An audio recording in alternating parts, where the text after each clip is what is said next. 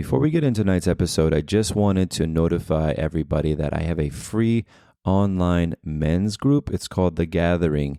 How you can find that is you go to my Instagram page. That's man_uncaved.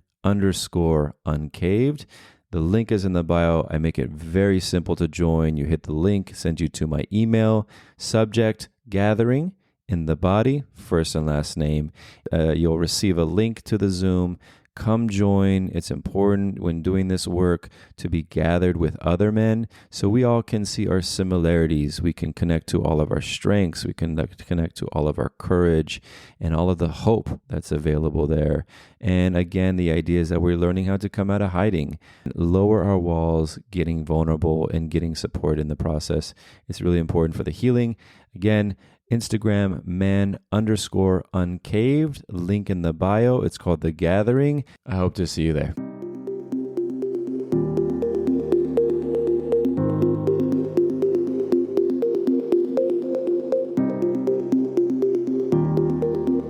All right, welcome back, everybody, to another episode of Man Uncaved.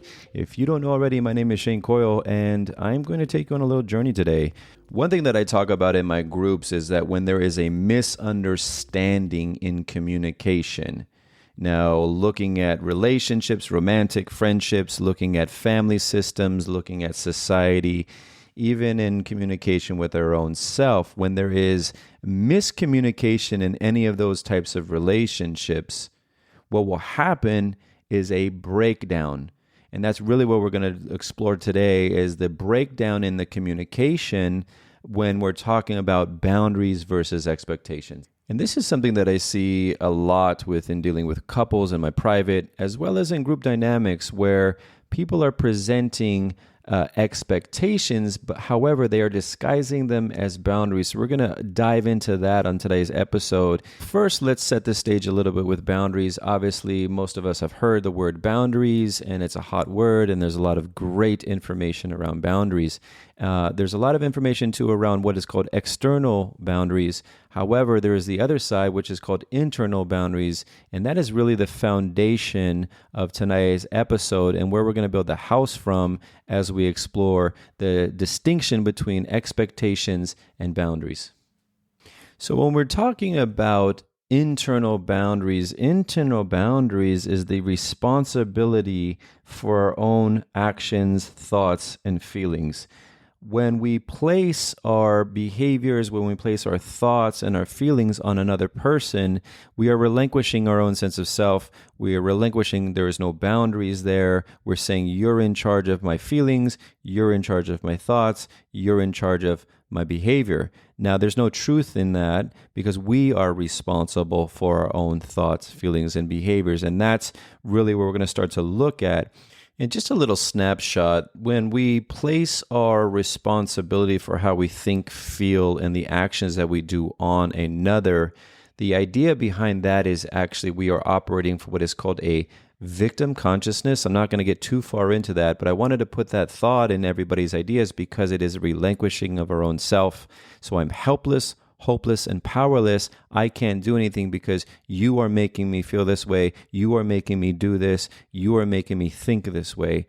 So holding on to that concept, again, of internal boundaries, let's start to dive into today's episode where it starts to get a little murky when we're presenting a boundary, but really what we're actually communicating and is an expectation. So here we go. Let's first talk about boundaries. Boundaries are an action that we are willing to take. Now, I will put this out there, expectations and boundaries do work well with each other, so I'll unpack that more.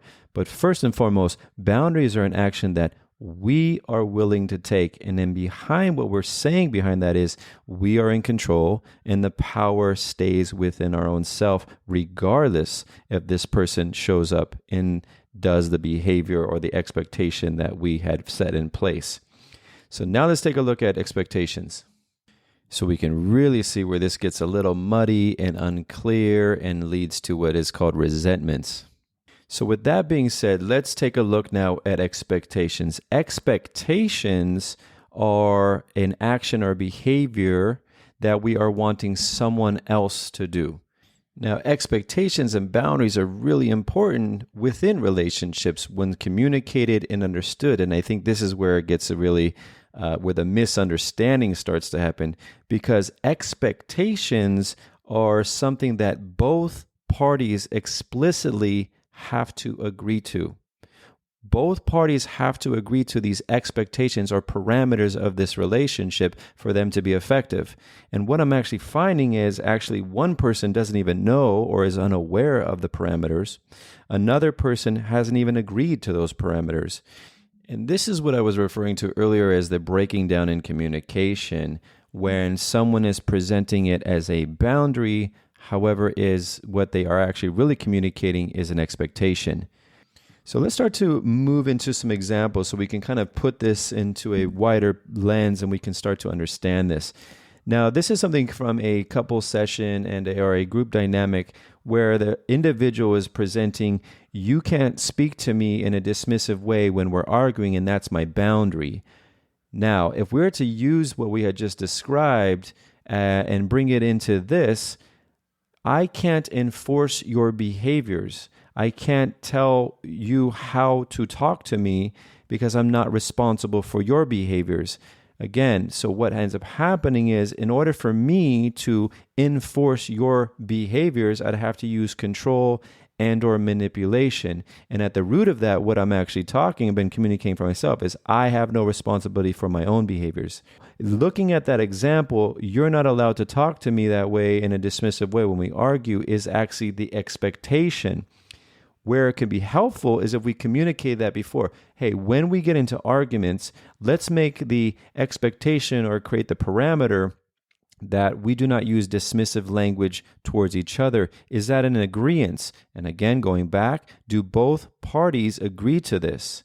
Are you saying yes and I'm saying yes? Okay, great. Then moving forward, obviously, arguments happen in relationships, and one individual uses dismissive language.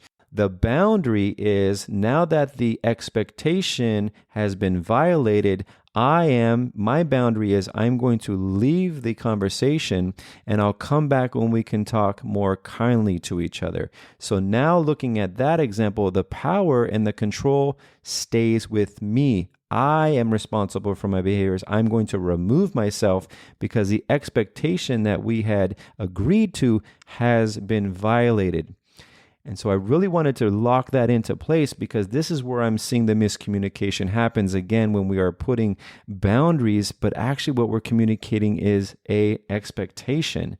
And we are colliding. I see the individual colliding either with their partner. They're trying to enforce the other person's behavior, which you are always going to have a collision with that because we cannot enforce another person's behavior without trying to control them.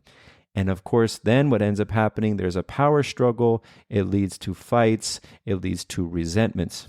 So really understanding that boundaries are more of a cause and effect. It's like, if this happens, then I am willing to do this. I'm going to leave our conversation. Taking this a little bit further, just to give a bigger visual and understanding of this, if here's my house and here's my property line, and I'm going to put my fence around my house. If I put it on my neighbor's property line, I am not in control and I cannot enforce him breaking that fence down. It is on his property line. If I keep my fence on my property line surrounding my house, then what happens is I have a say-so I can enforce, and I have the decisions to make of what my neighbor does to that fence, and also who comes in and out of my property. So these are the ideas of what a boundary is. And just to solidify it a little bit more, this actually one has come up too in a group where the person or the individual was saying, my boundary is I do not answer my phone while I'm in class. That's a perfect way. They are saying, I am responsible for my behavior. My partner, my loved one can call me. I'm not saying you can't call me, but I'm just letting you know where I'm at is I'm not going to answer the phone when I'm in class, when I'm studying. So that is a perfect example. The control and the power is staying within the individual. Another one, just to give on the other side of that, I've heard, my boundary is my partner has to call me every night to say goodnight. So we can see within that one that is actually the expectation you're asking for, because I can't enforce my partner's behavior to call me every night. We all know that might not actually happen. I'm busy at work. Things happen. Life happens. I can't call you every night to say goodnight. And where that could be a problem is because I'm trying to enforce the other person's behavior. Well, my boundary is you have to call me. What actually you're saying is an expectation. And by the way, did we both agree to this expectation? This is very important to understand. It has to be explicitly agreed to by both people in that relationship. And also that it's important to understand that expectations can change over time in the duration and the evolution of that relationship. Needs change, parameters of safety change, intimacy starts to happen. And this is why it's important when we're making the distinction between boundaries and expectations that we start to communicate about what those expectations and those parameters are. This is where it can help and it can heal relationships and you can move forward, because the misunderstanding, what I'm finding in these partnerships, is there's a misunderstanding. You're presenting an expectation, you're disguising it as boundaries. I hope this was helpful and brought some clarity for yourself and looking at your own relationships to take that data and take this information, see where maybe you are also lacking in your own internal boundaries and trying to enforce other people's behaviors, where you might stay in victim roles in your life or victim consciousness in roles, you relinquish yourself, and how you can create healthier communication in this relationship, understanding boundaries as well as expectations. So if you found this episode insightful and supportive, please share it. Please leave reviews. Please leave some stars, because that helps other people find these episodes. And if you know anybody this would really help them in their own personal relationship, then please do share it. Again, my name is Shane. This is Man Uncaved. We need to come out of hiding.